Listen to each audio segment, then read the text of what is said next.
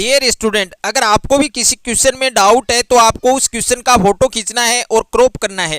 तुरंत 5 सेकंड में उस क्वेश्चन का आंसर वीडियो सॉल्यूशन के साथ आपको मिल जाएगा। फिर चाहे आपका क्वेश्चन होमवर्क का हो, सीबीएसई बोर्ड का हो, राजस्थान बोर्ड का हो या अदर किसी भी बोर्ड का हो, या क्लास 6 से 12 आईआईटी जेई नीट या फिजिक्स केमिस्ट्री बायोलॉजी मैथ के इन सभी सवालों का जवाब मिलेगा डाउटनेट पर।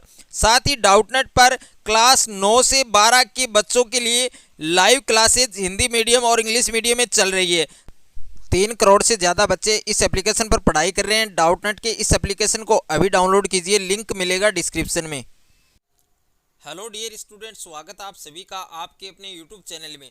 अगर आप कक्षा 10 के छात्र हैं और 2021 की बोर्ड परीक्षा में शामिल हैं तो ये वीडियो आपके लिए है, क्योंकि इस वीडियो में मैं आपको बताने वाला हूं कि बोर्ड एग्ज़ाम 2021 के लिए जो मोस्ट इम्पोर्टेंट क्वेश्चन है साइंस में पास होने के लिए, या अगर आपको साइंस में 80 में से 60 अंक बनाने हैं तो ये वीडियो आपको शुरू से अंत तक देखना है।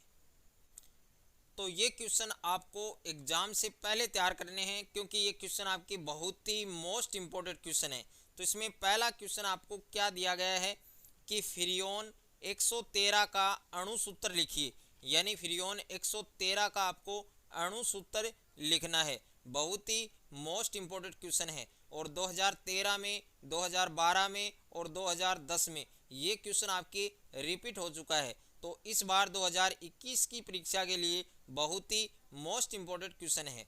उसके बाद में क्वेश्चन नंबर 2 आपके प्लास्टर ऑफ पेरिस का रासायनिक सूत्र लिखिए, यानी प्लास्टर ऑफ पेरिस है उसका आपको रासायनिक सूत्र लिखना है। Write an formula of plaster of Paris, यानी प्लास्टर ऑफ पेरिस का रासायनिक सूत्र आपको लिखना है। उसके बाद में क्वेश्चन नंबर 3 आपको दिया गया है कि कांच का क्रांतिक कोण कितना होता है, यानी जो ग्लास है उसका क्रांतिक कोण है उसका मान आपको लिखना है। ये क्वेश्चन भी आपके बहुत ही मोस्ट इम्पोर्टेंट क्वेश्चन है, तो इस क्वेश्चन को भी आपको अच्छे से तैयार करना है। उसके बाद में अगला क्वेश्चन है आपके क्वेश्चन नंबर 4, उत्क्रमणीय अभिक्रिया के 3 प्रमुख लक्षण लिखिए, यानी जो उत्क्रमणीय अभिक्रिया है उसके आपको 3 प्रमुख गुण लिखने हैं, लक्षण लिखने हैं। ये क्वेश्चन भी आपके काफ़ी बार बोर्ड एग्जाम में रिपीट हो चुका है और इस बार 2021 की बोर्ड परीक्षा के लिए बहुत ही मोस्ट इम्पोर्टेंट क्वेश्चन है, तो इस क्वेश्चन को भी आप अच्छे से तैयार करें। उसके बाद में अगला क्वेश्चन है क्वेश्चन नंबर 5, सीएनजी और एलपीजी, इन दोनों का आपको पूरा नाम लिखना है, यानी एक तो सीएनजी है और दूसरा है एलपीजी, इन दोनों के आपको पूरे नाम लिखने हैं। उसके बाद में आपको बताना है कि सुरक्षा की दृष्टि से इनमें कौन सी गैस है वो अधिक उपयोगी है और क्यों है, तो ये कारण भी आपको इसमें बताना है। एक क्वेश्चन आपको इसमें दिया गया है कि सीएनजी और दूसरा है एलपीजी, इन दोनों के आपको पूरे नाम लिखने हैं। उनके बाद में आपको बताना है कि सुरक्षा की दृष्टि से इन गैसों में से कौन सी गैस है वो ज़्यादा उपयोगी है और क्यों है, तो वो भी आपको इसमें बताना है। उसके बाद में अगला क्वेश्चन आपको दिया गया है कि लेंस की फोकस दूरी ज्ञात करने का सूत्र लिखिए। तो लेंस की जो फोकस दूरी है उसको ज्ञात करने के लिए किस सूत्र का उपयोग किया जाता है वह सूत्र आपको लिखना है। उसके बाद में अगला क्वेश्चन है आपके रुधिर वर्ग ओ को शून्य वर्ग क्यों कहा जाता है, यानी रुधिर वर्ग ओ है उसको शून्य वर्ग क्यों कहा जाता है।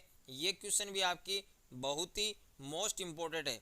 उसके बाद में 8वां क्वेश्चन आपको दिया गया है कि रक्त समूहन किसे कहते हैं, रक्त समूहन किसे कहते हैं और रक्त समूहन की क्रिया का कारण क्या है, यानी इसमें रीजन भी बताना है। तो इसमें आपके 2 क्वेश्चन दिए गए हैं।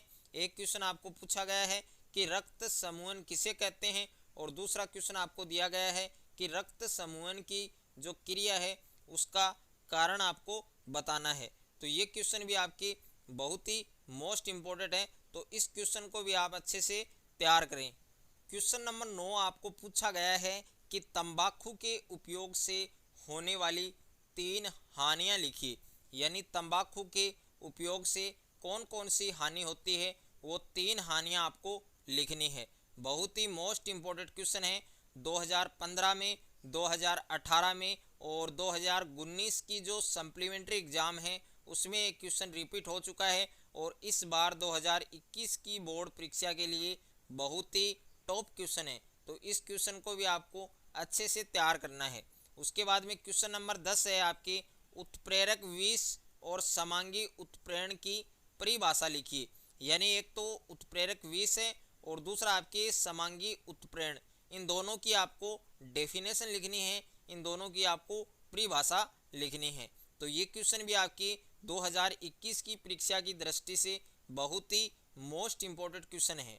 उसके बाद में क्वेश्चन नंबर 11 में आपको पूछा गया है कि निम्न में से कौन सी अभिक्रिया ऑक्सीकरण होगी और कौन सी अभिक्रिया अपचयन होगी। यानी इसमें आपको ऑक्सीकरण और अपचयन बताना है कि कौन सी अभिक्रिया है वो ऑक्सीकरण है और कौन सी अभिक्रिया अपचयन है। जिसमें आपको दो अभिक्रिया दे रखी है, इन दोनों अभिक्रियाओं में आपको बताना है कि कौन सी अभिक्रिया आपके ऑक्सीकरण होगी और कौन सी अभिक्रिया आपकी अपचयन होगी। तो बहुत ही मोस्ट इम्पोर्टेंट क्वेश्चन है, इस क्वेश्चन को भी आपको अच्छे से तैयार करना है। उसके बाद में अगला क्वेश्चन है आपके क्वेश्चन नंबर 12, निम्न को परिभाषित कीजिए। यानी इसमें आपको 3 ऑप्शन दे रखे हैं और इन तीनों ऑप्शन की आपको परिभाषा लिखनी है। सबसे पहले आपको क्या दिया गया है, उष्मा शोषी अभिक्रिया यानी एक्सोथर्मिक रिएक्शन।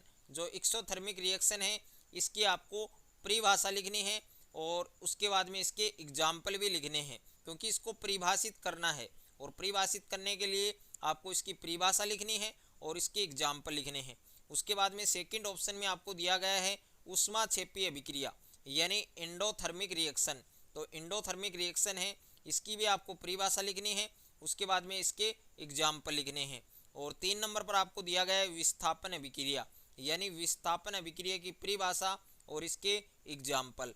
तो काफ़ी इंपॉर्टेंट क्वेश्चन है और काफ़ी बार ये क्वेश्चन रिपीट हो चुका है। उसके बाद में 13वां क्वेश्चन आपको दिया गया है कि ऑक्सीकरण और अपचयन, इन दोनों में आपको एक एक अंतर लिखना है।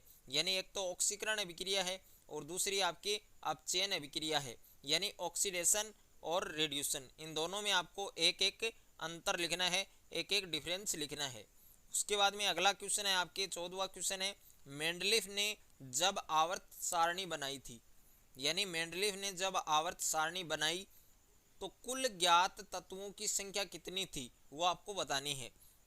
यानी मेंडलीफ ने जब आवर्त सारणी बनाई थी तब कुल ज्ञात जो तत्व थे उनकी संख्या कितनी थी, उनकी नंबर कितनी थी। तो वो नंबर आपको, टोटल नंबर आपको इसमें फाइंड करने हैं, इसमें बताने हैं। तो ये क्वेश्चन भी काफ़ी इंपॉर्टेंट क्वेश्चन है। उसके बाद में 15वां क्वेश्चन आपको दिया गया है कि मेंडल ने अपने प्रयोग के लिए किस पादप का चयन किया। कि जो मेंडल थे उन्होंने अपने प्रयोग के लिए कौन से पादप का चयन किया, कौन से पादप को सिलेक्ट किया और क्यों किया। ओके, तो बहुत ही इम्पोर्टेंट क्वेश्चन है और काफ़ी बार ये बोर्ड एग्जाम में और सप्लीमेंट्री एग्जाम में रिपीट हो चुका है। इस बार 2021 की बोर्ड परीक्षा के लिए बहुत ही मोस्ट इम्पोर्टेंट क्वेश्चन है। उसके बाद में क्वेश्चन नंबर 16 आपके, मानव श्वसन तंत्र का नामांकित चित्र बनाइए। वेरी वेरी इंपॉर्टेंट क्वेश्चन है 2021 की बोर्ड एग्जाम के लिए। यानी मानव श्वसन तंत्र का आपको नामांकित चित्र बनाना है, इसका डायग्राम बनाना है। और 17वां क्वेश्चन आपको दिया गया है विस्थापन और द्विविस्थापन अभिक्रिया यानी डिस्प्लेसमेंट और डबल डिस्प्लेसमेंट, इन दोनों रिएक्शन की आपको परिभाषा लिखनी है। ये क्वेश्चन भी काफ़ी बार बोर्ड एग्जाम में रिपीट हो चुका है और इस बार बोर्ड एग्जाम 2021 के लिए बहुत ही मोस्ट इम्पोर्टेंट क्वेश्चन है। तो इस क्वेश्चन को भी आप अच्छे से तैयार करें। क्वेश्चन नंबर 18 आपको दिया गया है कि किसी विलयन की उदासीन प्रकृति के लिए पीएच का मान कितना होता है। यानी कोई विलयन है और उस विलयन की जो प्रकृति है वो क्या है, उदासीन है, तो उसके लिए पीएच का मान है वो कितना होता है। और उसके बाद में क्वेश्चन नंबर 19 आपको दिया गया है रेडॉक्स अभिक्रिया का एक उदाहरण दीजिए। यानी रेडॉक्स अभिक्रिया की परिभाषा और उसका एग्जाम्पल आपको अच्छे से तैयार करना है, क्योंकि कभी कभी एग्जाम में इसकी परिभाषा है वो भी पूछी जा सकती है।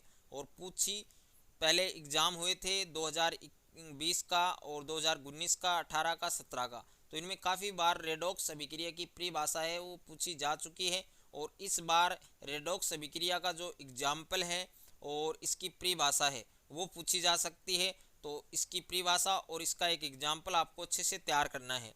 उसके बाद में क्वेश्चन नंबर 20 आपको दिया गया है, अवतल दर्पण के मुख्य फोकस को परिभाषित कीजिए और उत्तल दर्पण के उपयोग लिखिए। यानी अवतल दर्पण का जो मुख्य फोकस है उसकी आपको परिभाषा लिखनी है और उत्तल दर्पण के आपको उपयोग याद होने चाहिए। काफ़ी इंपॉर्टेंट क्वेश्चन है और काफ़ी बार बोर्ड एग्जाम में क्वेश्चन रिपीट हो चुका है। उसके बाद में क्वेश्चन नंबर 21 आपको दिया गया है, तंत्रिका कोशिका का नामांकित चित्र बनाइए। तंत्रिका कोशिका का दूसरा नाम आपकी न्यूरॉन होता है। तो कभी कभी एग्जाम में न्यूरॉन का नामांकित चित्र भी पूछ लिया जाता है, तो आपको इसमें घबराना नहीं है क्योंकि तंत्रिका कोशिका का दूसरा नाम क्या होता है, आपकी न्यूरॉन होता है। ओके, तो तंत्रिका कोशिका का नामांकित चित्र आपको आना चाहिए।